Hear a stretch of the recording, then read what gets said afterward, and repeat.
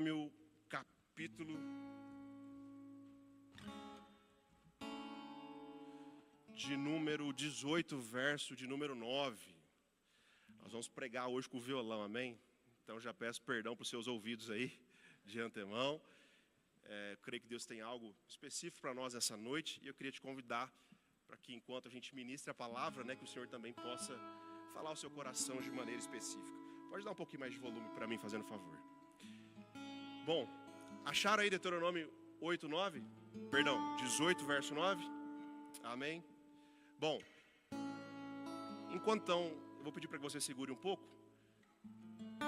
E eu gostaria que também a gente fizesse desse culto um momento, já está acontecendo durante o período de adoração, um momento de louvor e adoração a Deus.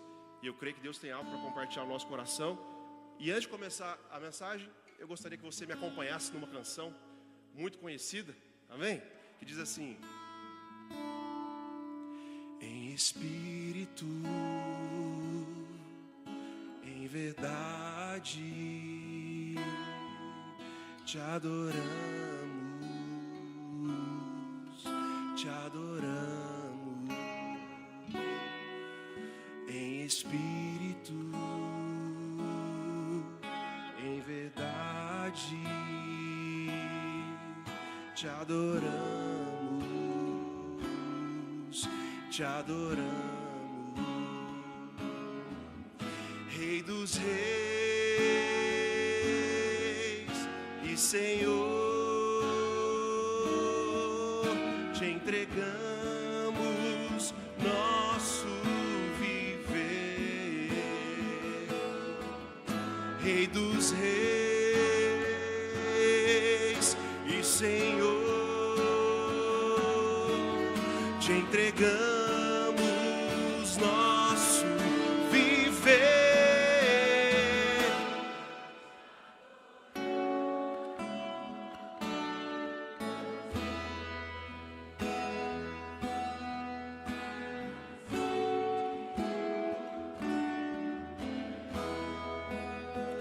Meu prazer é te louvar, meu prazer é estar nos átrios do Senhor. Meu prazer é viver na casa de Deus, onde flui o amor.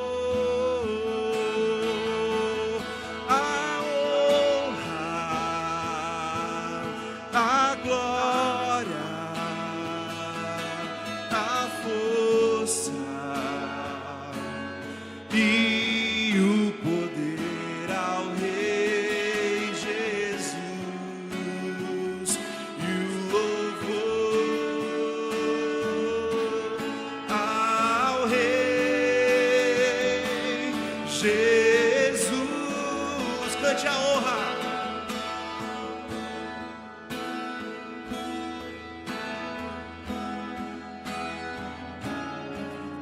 Força e o poder ao Rei Jesus, e o louvor ao Rei Jesus. Aclame ao Senhor toda a terra e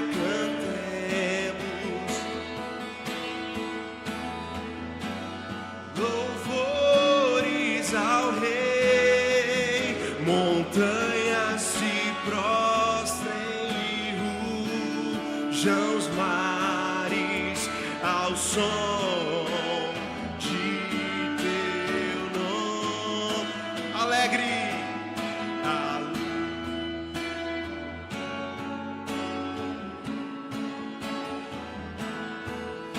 firmado estarei, sempre te amarei. Incomparáveis são tuas promessas, incomparáveis são tuas promessas pra mim. Incomparáveis são as promessas dele para mim e para a sua vida. Amém. Aleluia. Aleluia. Deuteronômio, capítulo de número 18 e verso de número 9, diz assim: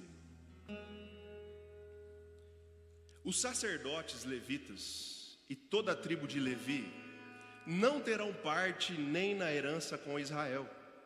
Viverão das ofertas queimadas no fogo, feitas ao Senhor, que pertencem a Ele. Eles não terão herança entre os seus irmãos, porque o Senhor é a sua herança, conforme lhes prometeu. Amém. Pai, muito obrigado pela Tua palavra, ela é viva e eficaz, e ela fala aos nossos corações. Nós queremos abrir o nosso coração, promover o Teu Espírito nessa noite, e queremos que ele seja uma terra fértil para receber a preciosa semente da Tua palavra, em nome de Jesus. Amém, irmãos? Bom, o tema da mensagem essa noite é a recompensa. Diga comigo aí, a recompensa. Bom, todos nós temos uma pré-concepção a respeito do que é uma recompensa.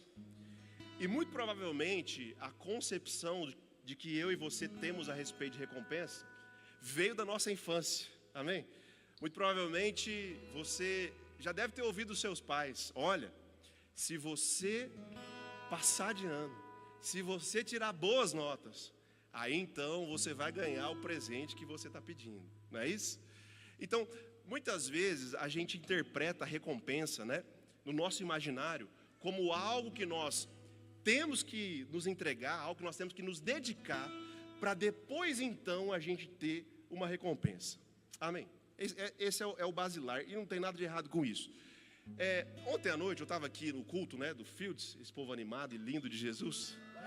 Olha aí, não pode falar, né? E eu não sei se os irmãos sabem, mas acho que muitos já viram, nós temos uma geladeira ali fora no hall da entrada, não temos? E ontem, né, a Olivia estava lá e ela viu a geladeira. Ela já tinha visto antes, né? Na verdade, acho que a Olivia é uma das maiores consumidoras daquela geladeira ali. E ela viu ontem um Gatorade azul, que ela chama que é a bebida da Frozen. E ela falou: papai, eu quero. E aí eu, como pai, falei, né, vou aproveitar essa oportunidade para poder falar com ela. Falei: filha, no final do culto vai ter um carreteiro aí abençoado. Depois que você comer o carreteiro, o papai dá o seu suco da Frozen azul para você. E ela falou assim: mas eu quero agora. Ela estava de alguma maneira ali tentando ter a recompensa dela, que era para depois, já naquele momento. E eu fiquei refletindo a respeito disso. E eu quero propor para você nessa noite que a Olivia não está de todo errada. Tudo bem?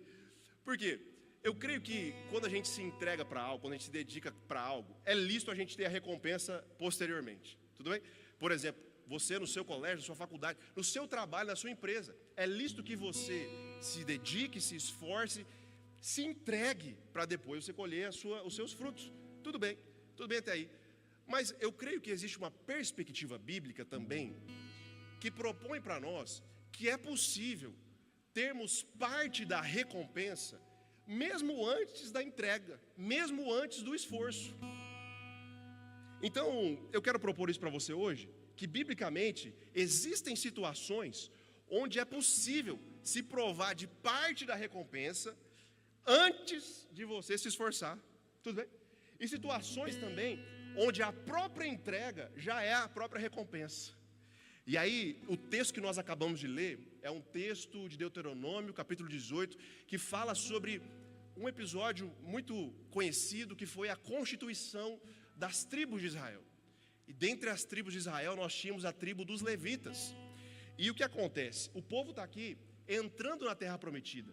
Eles estavam prestes a entrar na terra prometida. E para entrar na terra prometida, para sair do Egito e entrar na terra prometida, cada tribo ia guerrear, ia lutar, ia se entregar, ia se esforçar para receber a recompensa da terra depois. Tudo bem? Então eu queria que você se imaginasse agora que você estivesse na nação de Israel. Você pertencesse a uma das 12 tribos de Israel. E aí então, você está agora se esforçando, você está empolgado, porque você vai guerrear contra os povos cananeus, para ter como recompensa uma terra para você habitar. Você ficaria animado por ter a sua terra? Amém? Mas agora eu quero que você se imagine, você não com as outras tribos de Israel, mas você pertencente à tribo de Levi. Sabe por quê? O texto que nós lemos diz para nós que a tribo de Levi não receberia nenhuma terra, enquanto todas as outras demais tribos receberiam a sua porção de terra após o seu esforço. A Bíblia nos diz que a tribo de Levi não receberia nenhuma terra, não receberia uma recompensa, que eles iriam lutar, eles estariam junto nessas guerras, mas eles não receberiam uma porção de terra. Aí eu te pergunto, se você fosse um levita naquela época, você ficaria empolgado por guerrear essa batalha? Sabendo que você não ia ter a recompensa da terra. Mas o texto bíblico nos diz que a recompensa dos levitas não seria uma porção de terra. O texto que nós lemos diz que a recompensa dos levitas seria o próprio Senhor. O texto diz assim: a tribo de Levi não terão parte nem herança com Israel. Eles não terão herança entre os seus irmãos, porque o Senhor é a sua recompensa. Então, a recompensa dos levitas não viria após.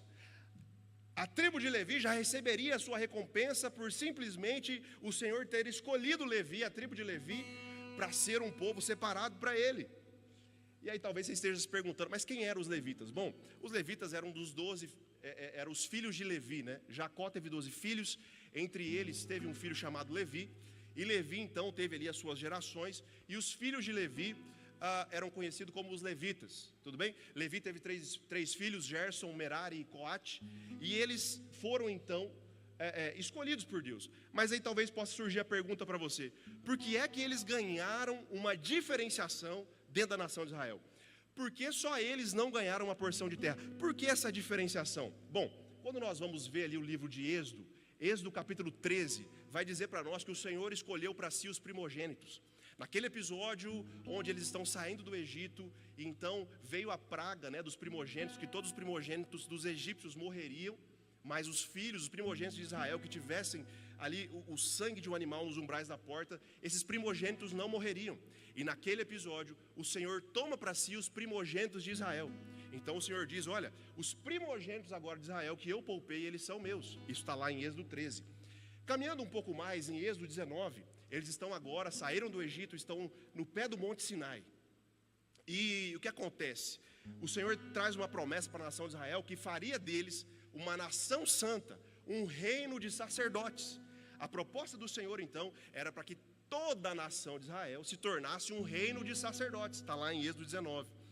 Mas aí surge a pergunta: será que a nação de Israel quis se tornar uma nação de sacerdotes do Senhor? Aí nós vamos ver que no capítulo agora 32, então vimos Êxodo 13, onde os primogênitos foram separados para o Senhor, vimos Êxodo 19, onde o Senhor diz que queria uma nação santa, e agora em Êxodo 32, nós estamos no episódio onde Moisés está em cima do monte para receber as tábuas da aliança, para receber ali as ordenanças do Senhor, e Moisés sobe, mas o povo fica embaixo.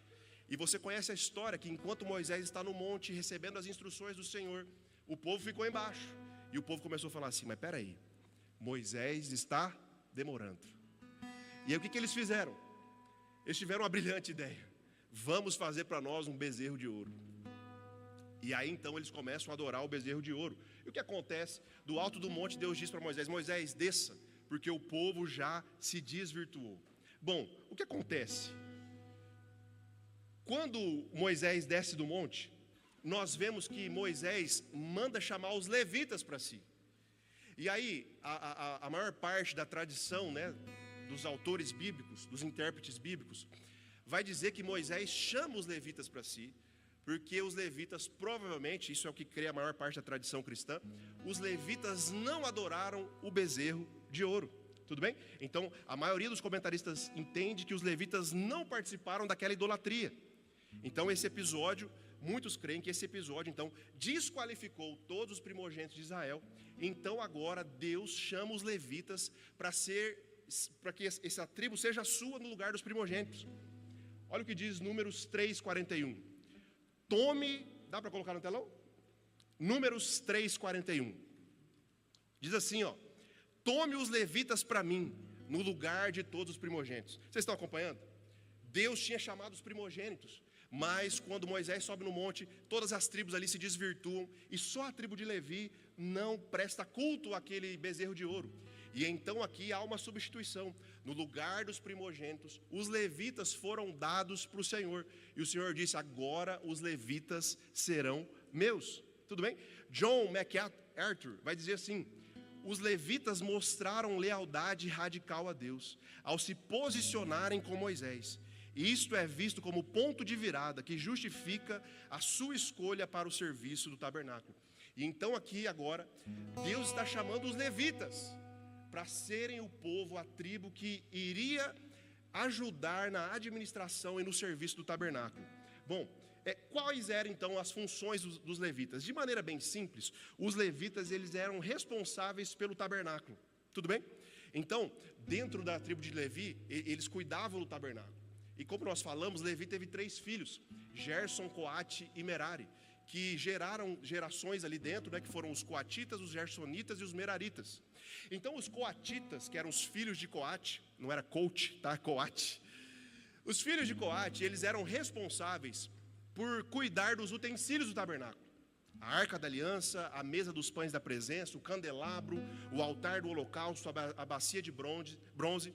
Então quando a nuvem se deslocava, os coatitas eram os responsáveis por pegar esses móveis que eram cobertos de pano pelos sacerdotes, e eles carregavam esses utensílios. Aí nós tínhamos uma segunda família dentro dos levitas, que eram os gersonitas. E já os gersonitas, eles eram encarregados de não carregar os móveis, mas eles eram responsáveis pelas cortinas, por todo o material de tecido que havia no templo.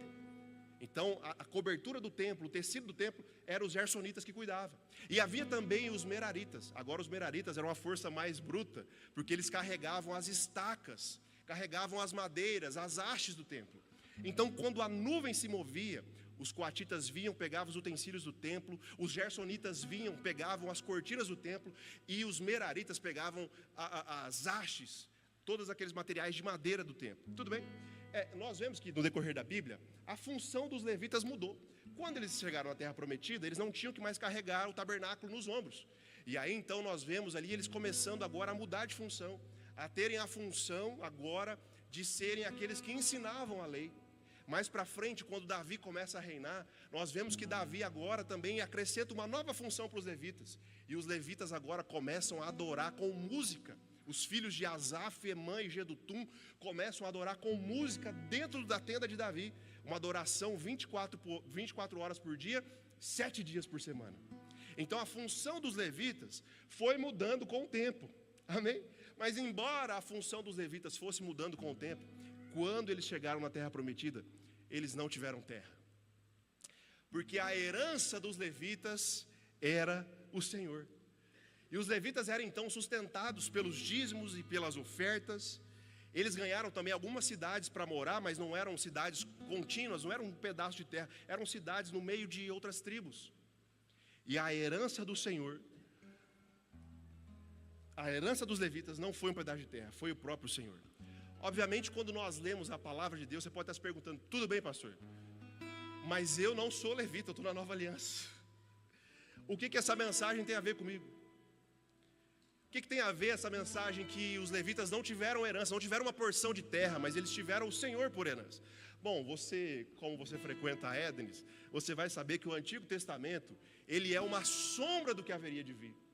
E hoje, na nova aliança, todos nós, 2 Pedro 9, vai dizer que nós somos reis e sacerdotes.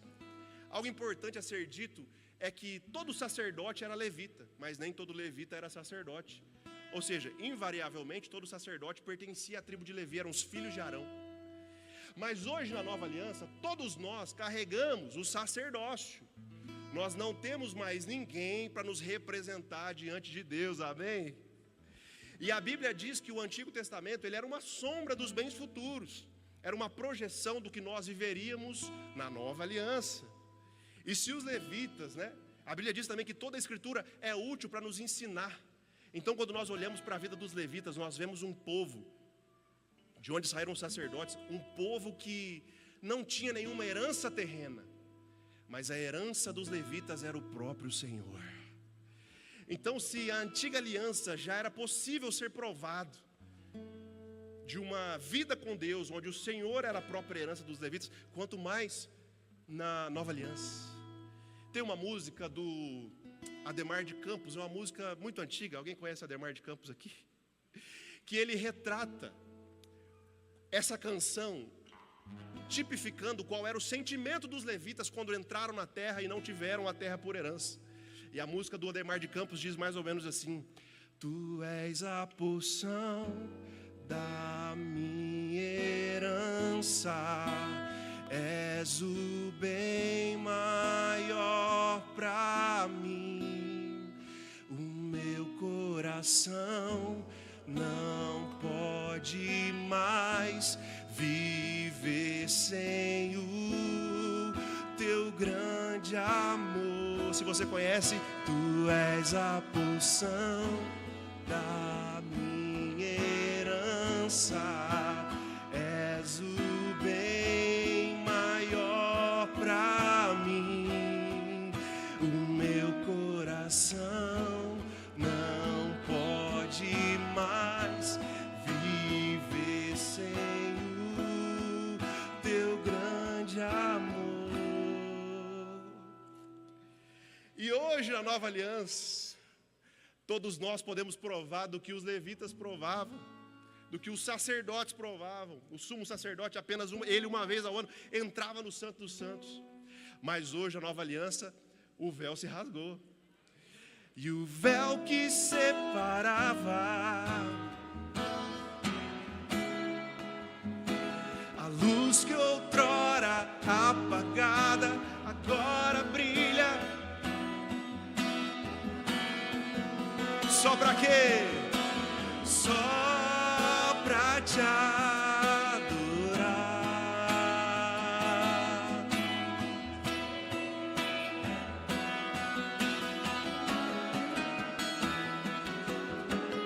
E te dar o louvor que é devido. Estamos nós aqui. Você pode celebrar essa realidade e dizer que o véu que separa,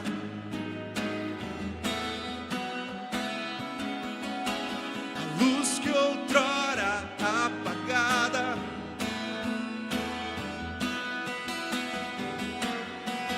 só pra quê? Só pra te adorar e fazer teu nome grande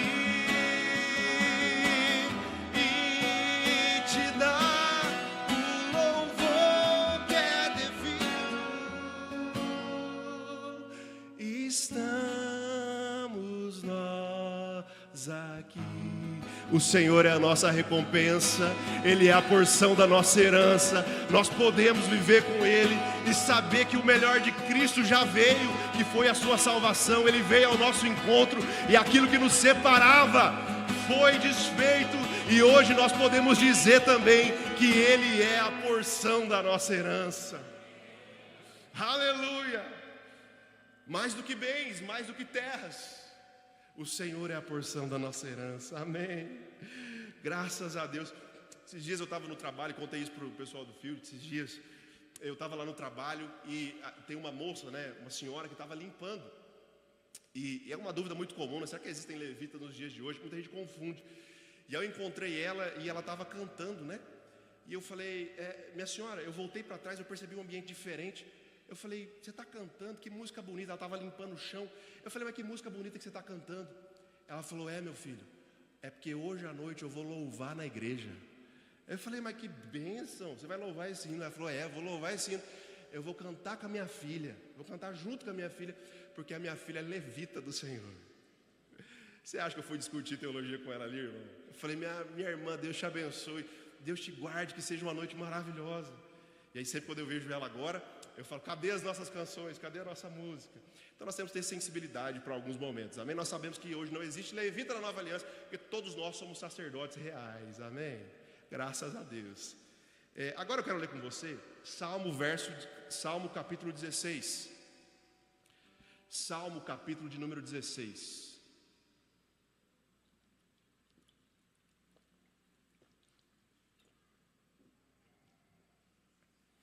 Salmo capítulo 16, nós vamos ler a partir do verso de número 11. Tudo bem? Diz assim, Salmo 16, 11: Protege-me, ó Deus, pois em ti me refugio. Ao Senhor declaro: Tu és o meu Senhor, não tenho bem nenhum além de ti. Quanto aos fiéis que há na terra, eles é que são notáveis em quem está o meu prazer. Grande será o sofrimento dos que correm atrás de outros deuses. Não participarei dos seus sacrifícios de sangue, e os meus lábios nem mencionarão os seus nomes. Senhor, Tu és a minha porção e o meu cálice. És Tu que garantes o meu futuro. As divisas caíram para mim em lugares agradáveis. Tenho uma bela herança. Bendirei o Senhor que me aconselha. Na escura do dia, da noite, o meu coração me ensina. Sempre tenho o Senhor diante de mim. Com Ele à minha direita não serei abalado. Por isso o meu coração se alegra e no íntimo exulto.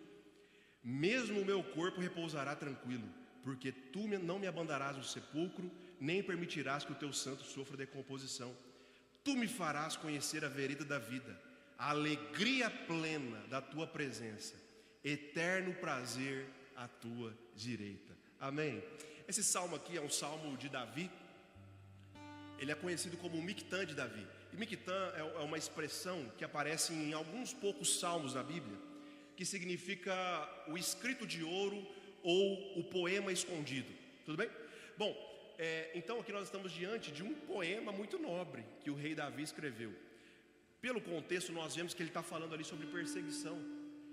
Então é possível de se perceber que Davi estava diante de uma situação adversa. Pode baixar um pouquinho o microfone, está dando microfonia.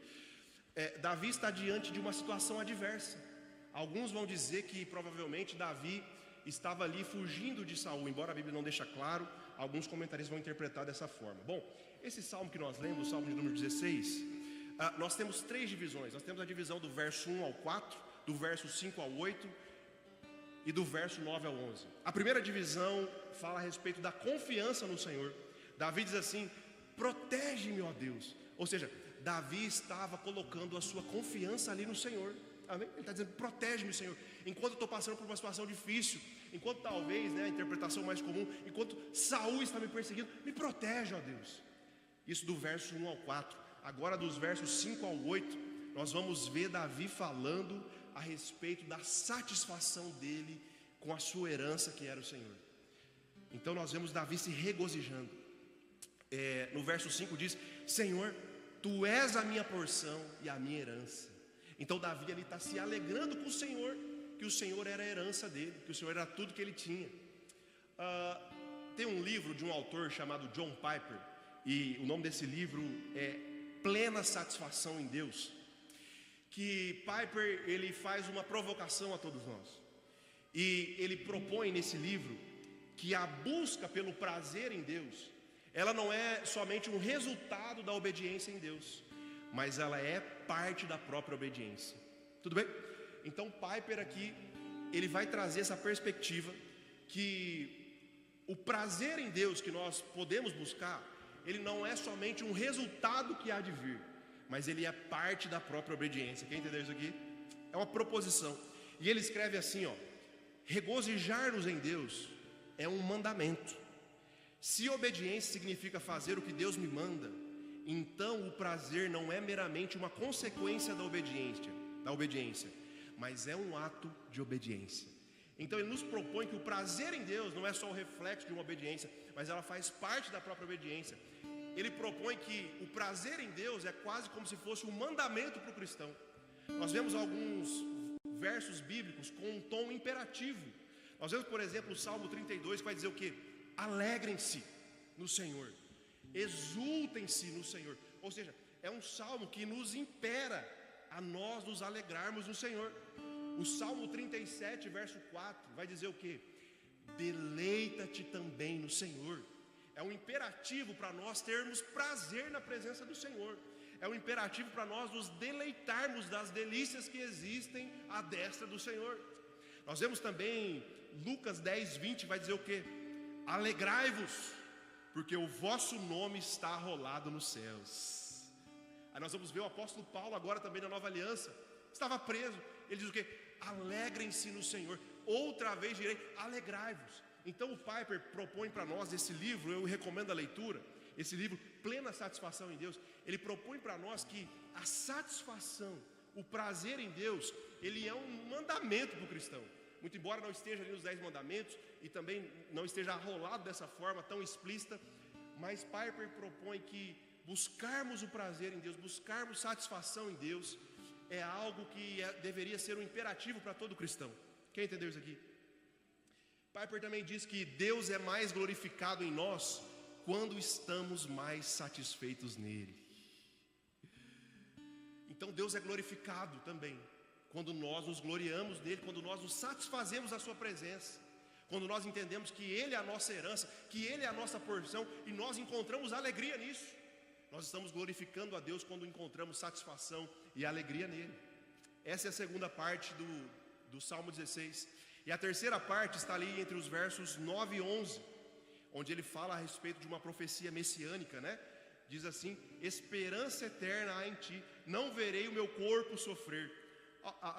Aqui os intérpretes vão dizer que aqui Davi não está falando de si mesmo. Ele está falando que não verei o meu corpo sofrer, né? Não verei decomposição. Mas Davi morreu, Davi de fato morreu, seu corpo se decompôs. Alguns aqui, né, a maioria vai interpretar como que se Davi aqui estivesse tendo dentro do seu salmo uma profecia a respeito de Cristo Jesus, que não veria o seu corpo decomposto. E nós vemos então no Novo Testamento, em Atos 2, Pedro cita o Salmo 16. Nós vemos também em Atos 13, que Paulo cita o Salmo 16, apontando que esse corpo que não se decompôs é o corpo do próprio Cristo Jesus. Então Davi aqui finaliza o seu salmo dizendo que haveria uma esperança eterna em Cristo Jesus, que nós o veríamos para sempre. Amém? Graças a Deus. Então, existe uma perspectiva do prazer, da satisfação em Deus, que nós podemos desfrutar nos dias de hoje. Mas a nossa alegria só será completa no dia em que nós vermos o Senhor face a face. Então deve existir no nosso coração, pelo que nós provamos nessa terra, um desejo, uma satisfação de nós um dia provarmos da plenitude da presença do Senhor. O que provamos aqui, o Espírito habitando em nós, um dia nós o veremos face a face, um dia nós estaremos diante da sua glória eternamente. Então, ver o dia do Senhor, ansiar o dia do Senhor, também é algo que nós devemos ter no nosso coração. Tem uma canção da F. Hope, que ela traz essa canção, falando assim: como eu espero esse dia. Como espero o dia em que verei a face do meu amado. Como espero o dia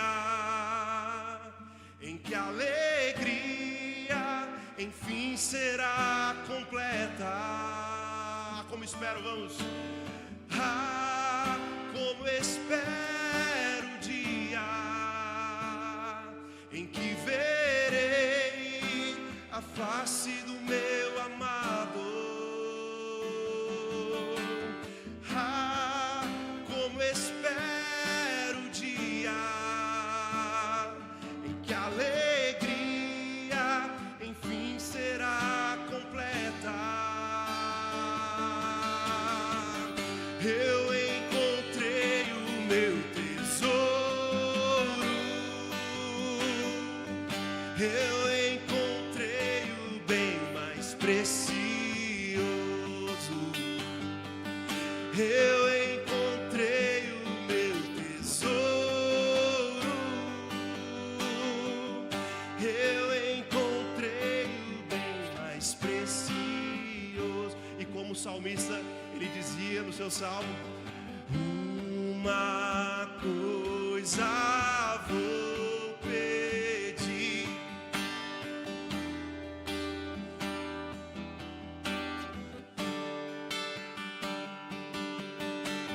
uma coisa vou pedir, deixa eu ficar nesse lugar todos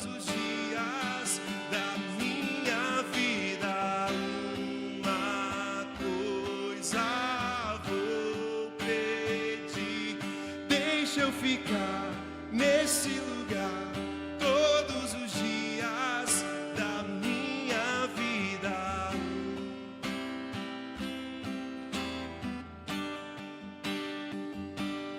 Deixa eu ficar nesse lugar todos os dias. Tua presença é o meu prazer. Tua presença,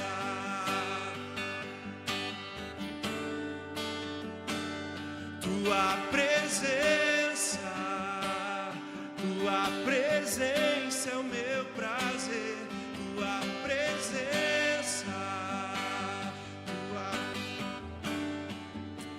Amém, Pai, nós te louvamos, nós te agradecemos, porque nós encontramos o nosso tesouro, nós encontramos o nosso bem mais precioso, e nós queremos entregar o nosso louvor, a nossa adoração, e desfrutarmos da tua presença, desfrutarmos, Deus, dessa satisfação que existe em ti, dessa satisfação, Deus, que tesouro nenhum no mundo pode nos dar, mas só a tua presença pode nos preencher, e é nela que nós nos regozijamos, é nela que nós encontramos pleno senso de propósito. É em ti, Jesus, que nós encontramos contentamento, é na tua presença que nós encontramos satisfação, porque a tua presença é o nosso maior tesouro e o Senhor é o nosso maior prazer. Aleluia,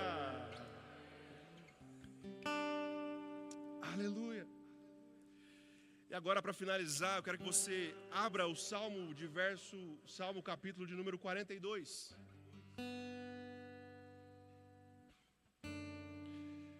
Salmo de número 42. Nós vamos ler os versos 1 e 2.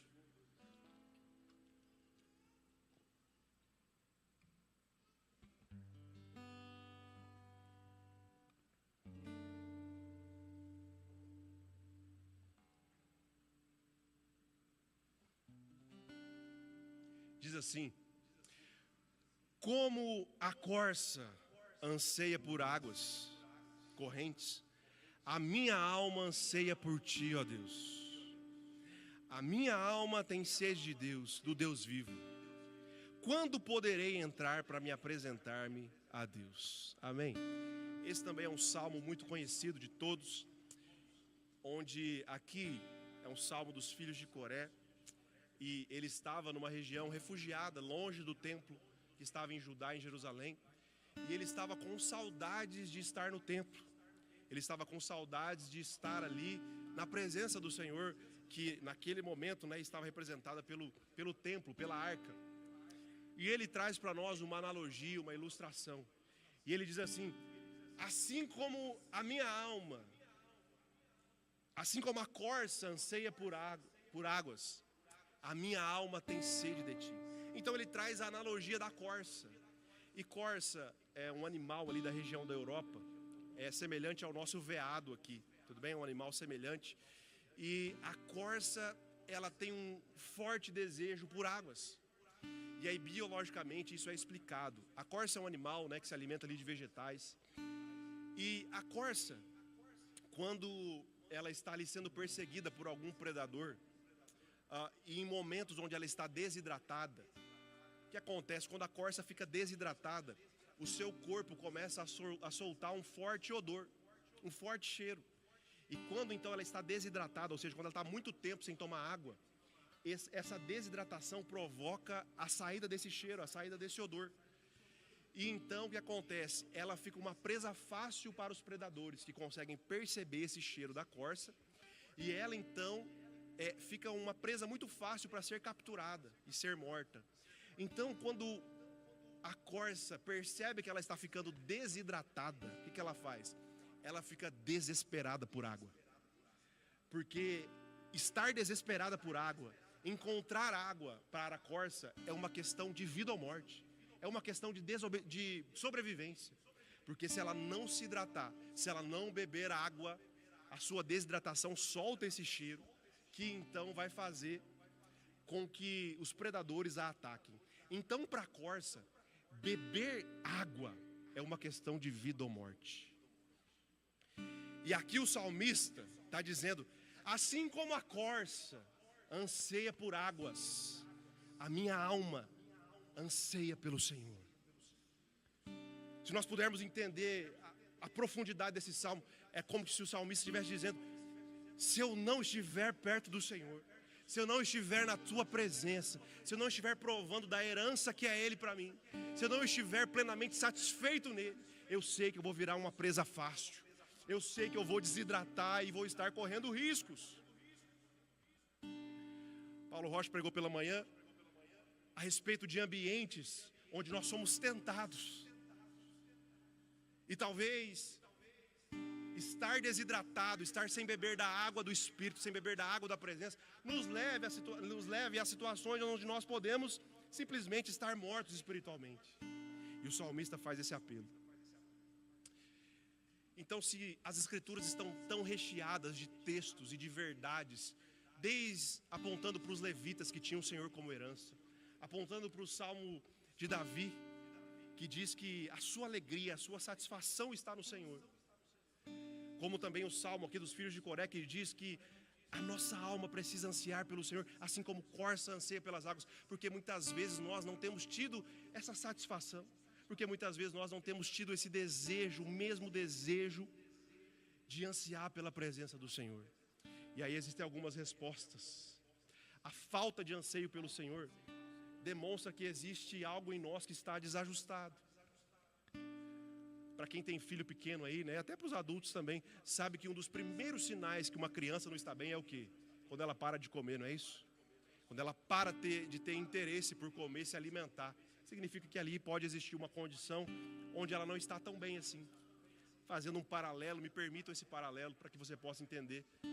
Quando também nós estamos sem apetite pela presença do Senhor, quando também nós não conseguimos pensar em nos deleitarmos na sua presença, pode ser também que nós estejamos com algumas áreas em desajustes.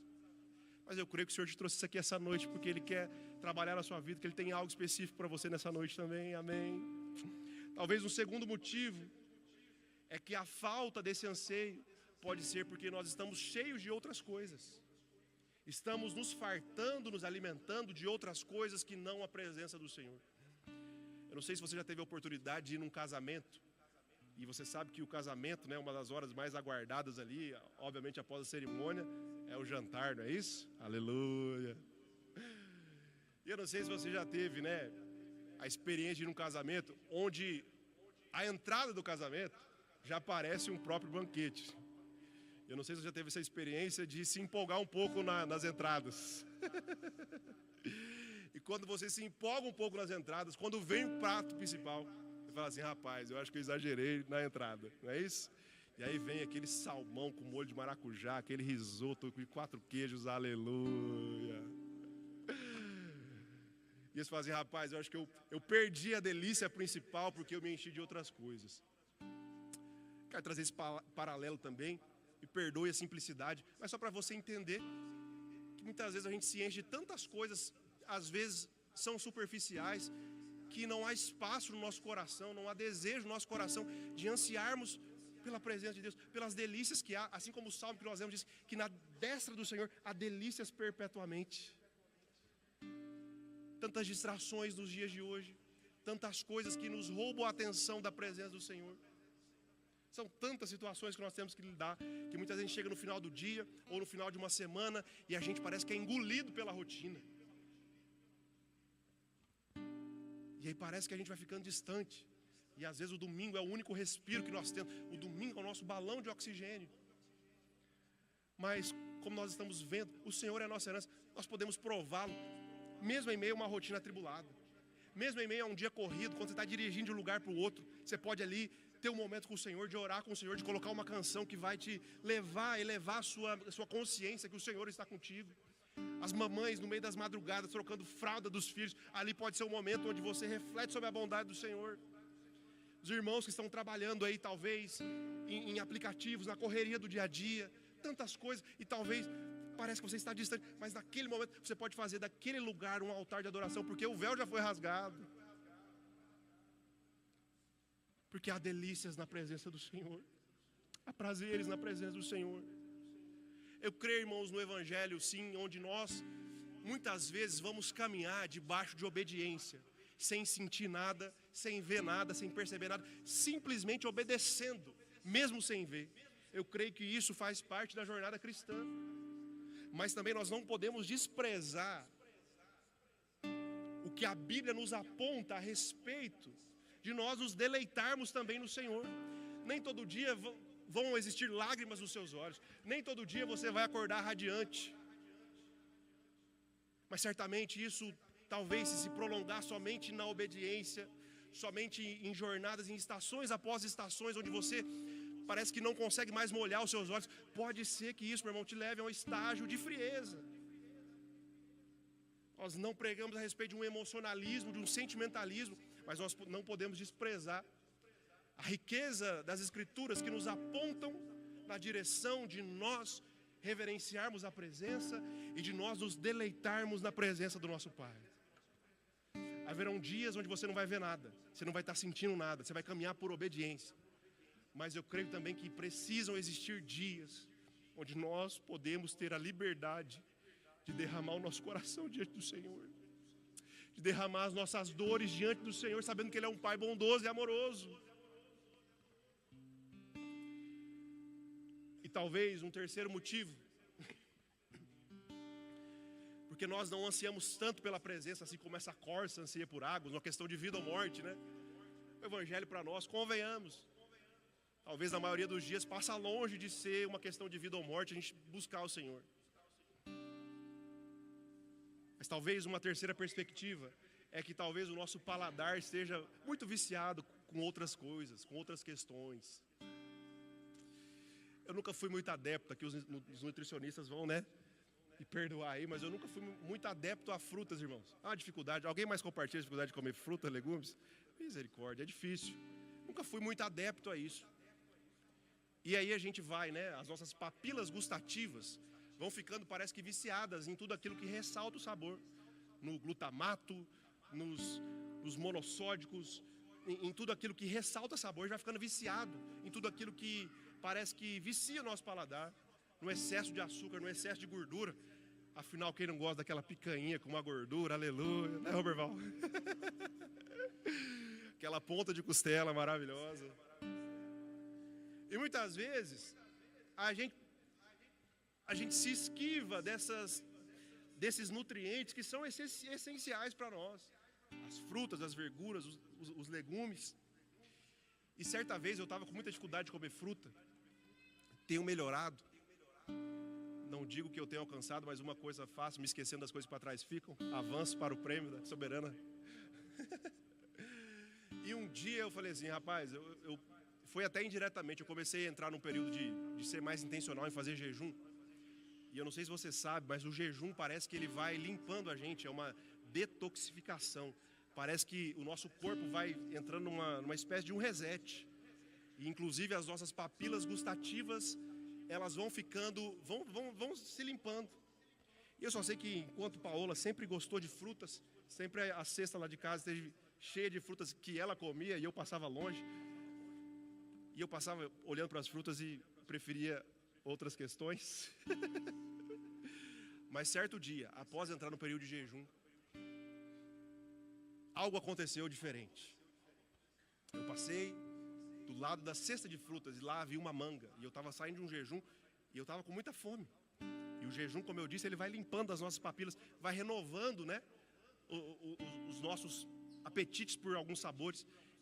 E após esse período de jejum, eu passo do lado da fruteira e eu avisto uma manga. E pela primeira vez, depois de muitos anos, me deu vontade de saborear uma manga. Quem está precisando desse milagre, dê um aleluia aí. Mas muitas vezes, trazendo novamente um paralelo tão simples do dia a dia, mas talvez possa te ajudar de alguma forma. Às vezes a gente está tão, assim, acostumado a buscarmos satisfação, prazeres em tantas outras coisas, que às vezes são lícitas. É lícito você trabalhar, é lícito você buscar recompensa dos frutos do seu trabalho, é lícito você descansar, viajar com a sua casa, é lícito tudo isso, é lícito ter tempo de qualidade, é lícito você buscar aquilo que você gosta, o seu hobby, jogar beach tênis, aleluia, correr na Afonso Pena, Édenes inteira correndo na Afonso Pena, vou fazer um culto lá ainda, é lícito você buscar prazer nisso, Mas muitas vezes parece que as delícias que vão nos dar os nutrientes necessários, fazendo paralelo aqui com as frutas e os legumes, a gente vai se empanturrando tanto de distrações que parece que a gente vai perdendo a vontade de desfrutar aquilo. Muitas vezes a gente precisa falar assim: eu preciso me dedicar ao Senhor, eu preciso às vezes me despir um pouco da busca pelos meus próprios prazeres para me dedicar naquilo que de fato pode me nutrir. Eu sei, irmãos, não estou falando aqui de um lugar de arrogância, de um lugar onde eu não enfrento as mesmas dificuldades. Essa pregação, antes de tudo, ela é para mim, ela foi escrita para mim. É o que o Senhor tem falado comigo desde o início do ano, de entender o Senhor como a minha herança, de entender o Senhor como a amizade preciosa que eu tenho, de entender o Senhor como a pérola de grande valor, como o bem mais precioso que eu tenho, de encontrar satisfação no Senhor somente, não nos aplausos, não no reconhecimento, não nas riquezas, não nos tesouros. O Senhor tem me convidado a entrar nesse ambiente. Talvez hoje, essa noite aqui também seja um convite do Senhor, para que talvez você, reparando que você esteja um pouco distante de desfrutar da presença dEle. Quanto tempo você não se deleita na presença do seu Pai? Há quanto tempo talvez que você não tem vontade de se lançar, de se derramar na presença dEle? Eu creio que o Senhor nos está nos chamando de volta para um ambiente de fome. Fome pela presença, fome pelos seus afetos, fome pelas suas feições, fome por nos derramarmos diante dEle. E sabe, o Senhor é diferente. Quanto mais a gente come dEle, quanto mais a gente bebe dessa água da vida, mais sede, mais fome a gente tem. Eu creio que o Senhor está nos convidando, é um convite a cada um de nós, para nós retornarmos a esse ambiente onde nós desfrutamos da sua presença. Senhor, temos tanta fome de Ti, temos tanta sede de Ti, de Ti, de Ti. A banda pode subir, vamos lá. Senhor, temos tanta fome de Ti, temos tanta sede de Ti, de Ti, de Ti. Vamos declarar que nada mais satisfaz a nossa alma. Nada mais satisfaz minha alma, nada mais satisfaz minha alma, nada mais satisfaz minha alma, só Jesus, só Jesus, só Jesus, só Jesus. Nada mais satisfaz minha alma. Não são as riquezas, nada. Não são os prazeres. Nada mais satisfaz minha alma. Só Jesus, só Jesus, só Jesus, só Jesus. Que Ele possa ser a nossa fome, a nossa sede todos os dias, amém? Amém? C.S. Lewis vai dizer assim: se encontro em mim um desejo que nenhuma experiência desse mundo pode satisfazer, a explicação mais provável é que a de que eu fui criado para outro mundo. Nem filhos, nem netos, nem viagens, nem tesouros podem satisfazer o coração do ser humano perfeitamente. São alegrias, mas jamais podem ocupar o lugar de primazia que é do Senhor. Por isso que às vezes nós nos perguntamos: por que tantas pessoas que às vezes são tão privilegiadas, talvez abastadas de tantos recursos, às vezes não conseguem encontrar um senso de propósito? Dostoiévski, um filósofo russo, vai dizer que existe um vazio no tamanho do homem, no coração do homem. Existe um vazio no coração do homem que é do tamanho de Deus, que só Deus pode preencher. Sabe, essa mensagem nasceu de reflexões bíblicas, dos textos que nós lemos, mas também tem sido fortemente, vamos dizer assim, tem crescido fortemente no meu coração, também através de experiências. Sabe, nós estamos com uma bebezinha que está ali no colo da Paola, ela chama Aurora também, está com 3 meses a Aurora, e a Aurora é uma bênção, irmãos, bebê maravilhosa. E acontece que quando ela nasceu, né, foi tudo bem, maravilhoso, né, Rubem? Fantástico. Mas quando ela nasceu, a gente foi fazer o teste do pezinho. E a gente foi fazer o teste do pezinho e com a Olivia, que é a nossa primogênita, está com 3 anos, foi tudo bem. E a gente esperava que, né, a gente estava tranquilo, favorável. E aí a gente foi na consulta com a pediatra e a gente estava com o teste do pezinho. E a gente chegou na consulta e a gente abriu o exame lá e não sei se a Ju está por aqui, a nossa pediatra, acho que ela não está por aqui, está agora. E ela falou, olha, deu uma pequena alteração no exame de vocês, no exame da Aurora. Eu falei, deu uma alteração? Estranhei, ela falou, deu alteração numa enzima chamada alfa-hidroxiprogesterona, né? Que é um hormônio na verdade, mas é uma enzima chamada 17OH, que é detectada no teste do pezinho. Eu falei, Ju, você está falando em línguas estranhas aí, o que é isso? E aí depois eu fui pesquisar, e é uma deficiência de uma enzima que ela pode ocasionar sérios problemas na adrenal, que é uma glândula que fica em cima do rim, que é responsável por toda a parte hormonal dos hormônios andrógenos, testosterona, também de aldosterona, que regula o metabolismo de sódio e potássio. E, enfim, irmãos, quem tem essa síndrome, né, a sua vida é fortemente impactada, né, precisa de tratamento crônico. Aí ela falou assim, aí eu comecei, né, imagina, aí fui pesquisar de tudo sobre a doença. Li artigos e mais artigos, textos e mais textos, para tentar entender, e eu comecei a ficar preocupado. E eu tentando passar tranquilidade para a Paola. Falei, Paola, tá tudo bem, tem muito falso positivo, tá tudo bem. Mas por dentro, meu coração estava aflito. E aí, irmãos, a gente foi coletar o sangue da Aurora para repetir o exame, porque para confirmar tem que repetir o exame. E a gente foi repetir esse exame. E aí entrei numa jornada, né? Porque todos os dias eu entrava no computador, no site do laboratório, e a minha vida era da F5, para ver se atualizava, para ver se ia confirmar ou não. Minha vida foi da F5.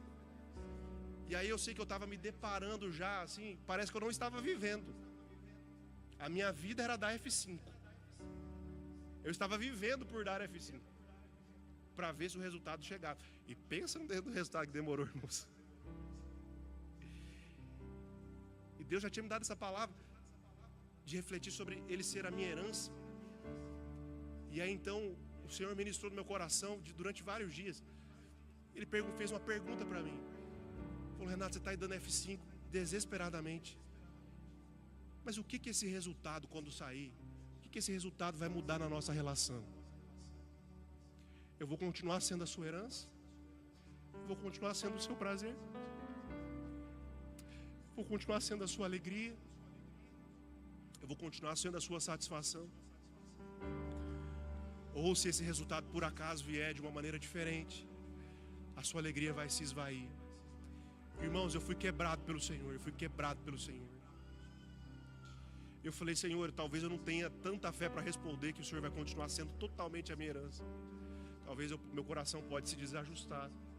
Fui vulnerável diante do Senhor. E quantas vezes o Senhor deixa de ser a nossa herança, porque algumas coisas não saem como a gente gostaria que saísse. Quando um exame vem diferente do que a gente gostaria que viesse. Quando uma causa na justiça vem diferente. Quando você não conquista o concurso que você gostaria. Quando você não conquista o emprego que você gostaria. Quando você não está vivendo hoje, na idade que você tem, os sonhos que você gostaria de viver. Será que o Senhor ainda pode continuar sendo a nossa herança? Os levitas, tudo que eles tinham era o Senhor. Eles não tinham uma porção de terra. Davi aprendeu a estar satisfeito no Senhor. Eu sei que o Senhor me moeu, o Senhor me... Foi tão triturado, foi uma tritura silenciosa. Até que o dia que saiu o resultado desse exame.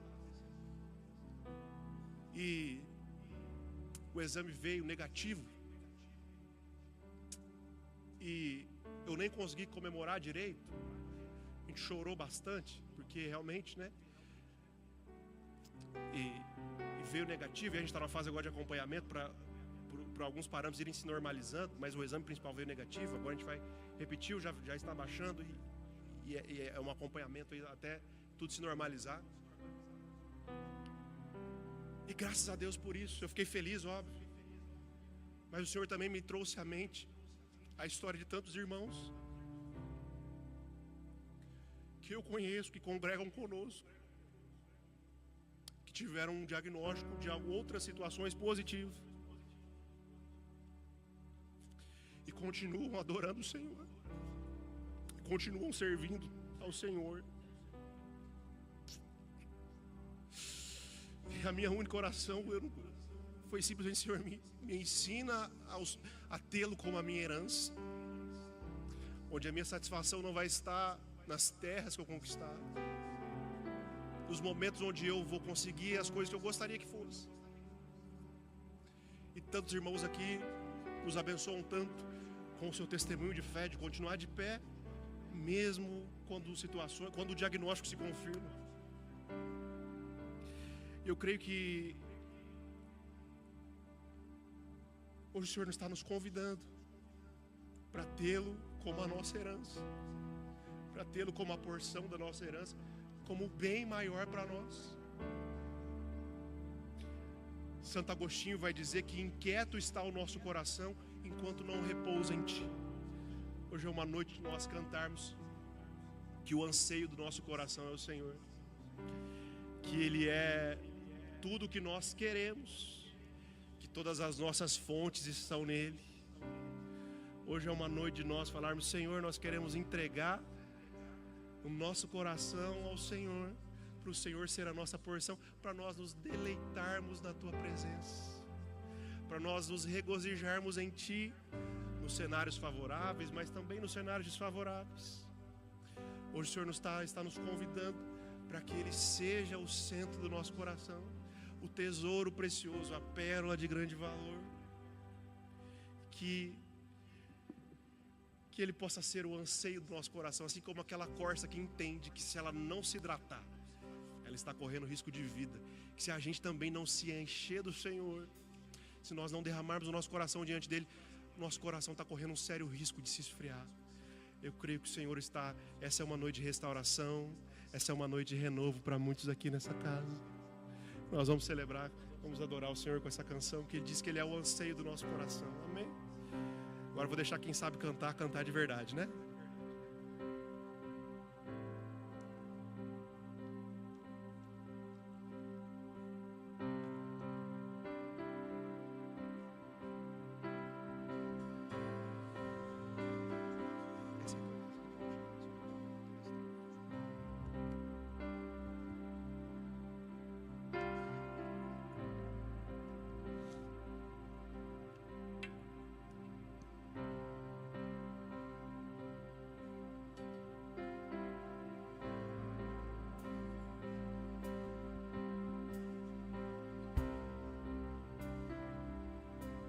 Os irmãos podem liberar o microfone dos nossos cantores aqui, fazendo um favor.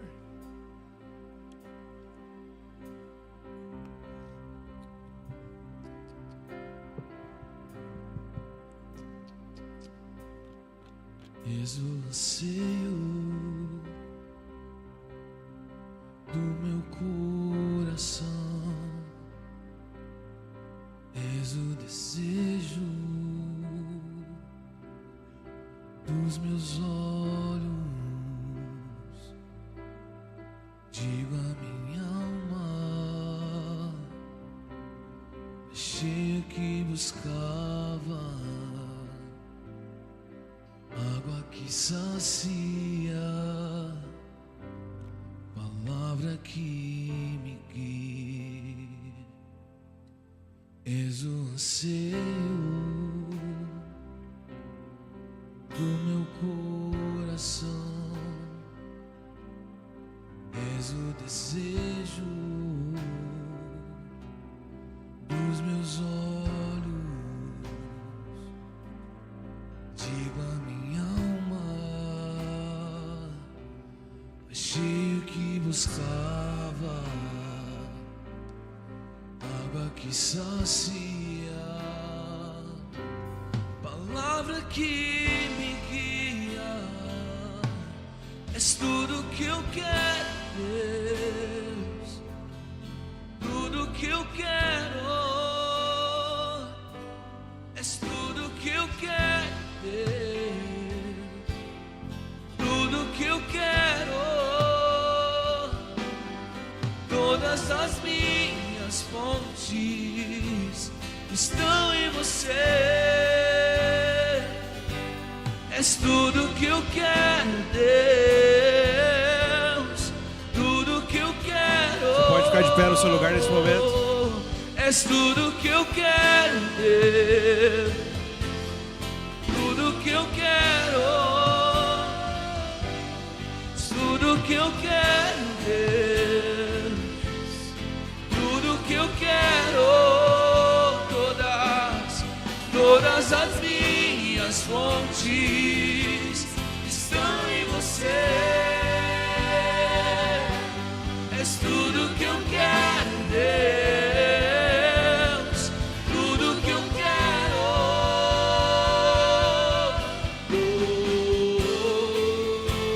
O anseio do meu coração, o desejo dos meus olhos, o anseio do meu coração, o desejo dos meus olhos, o anseio do meu coração, o desejo dos meus olhos, o anseio do meu coração.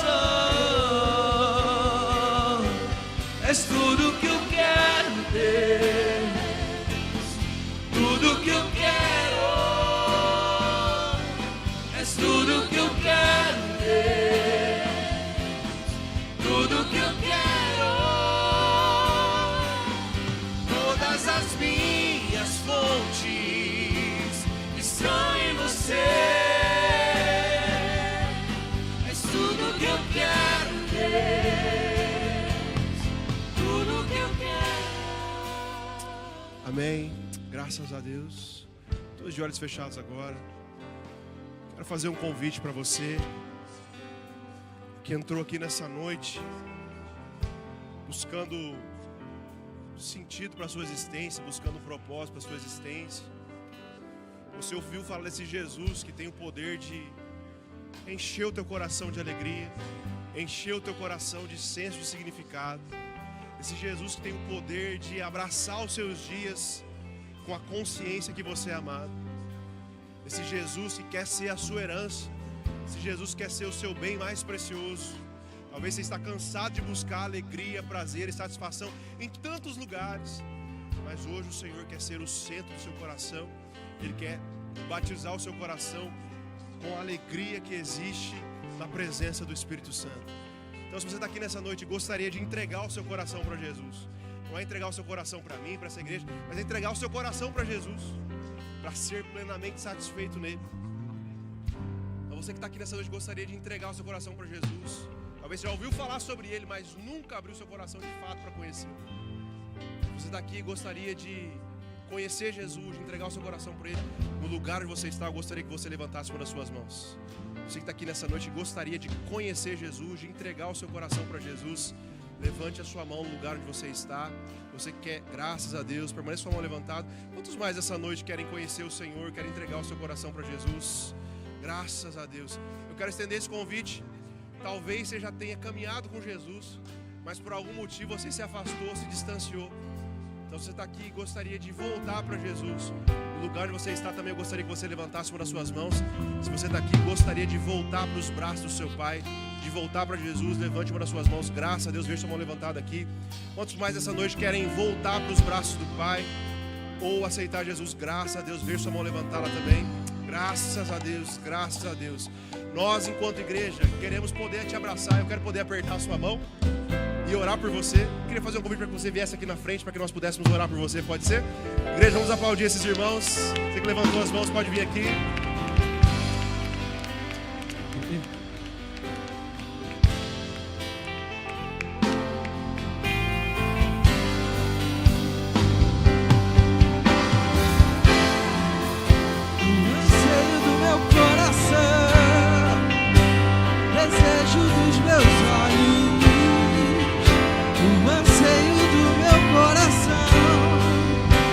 Desejo dos meus olhos, o anseio do meu coração. Desejo dos meus olhos, o anseio do meu coração. Tu és tudo que eu quero ter, tudo que eu quero. Tu és tudo que eu quero ter.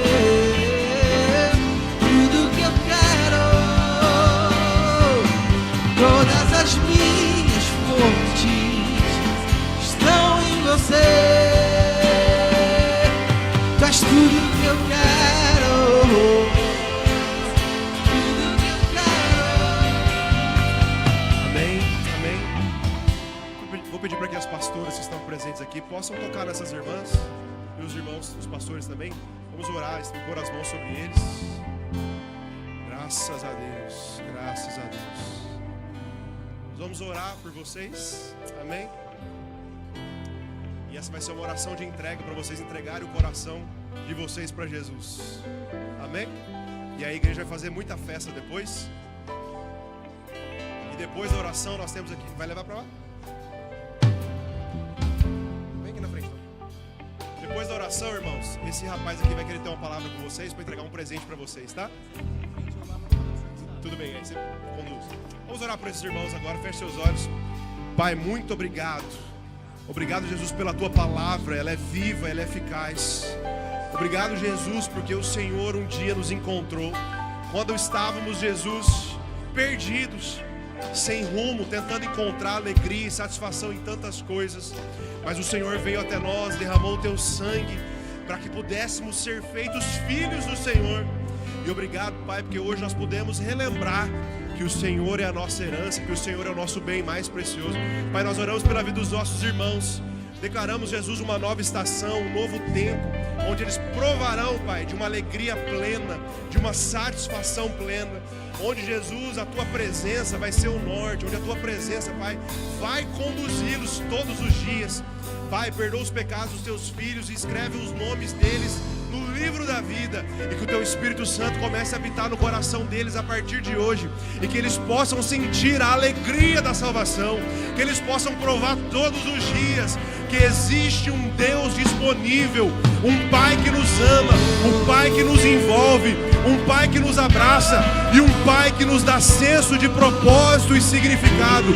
Em nome de Jesus nós oramos agradecendo ao Senhor por esses filhos que estão de volta à mesa. Em nome de Jesus é assim que nós oramos.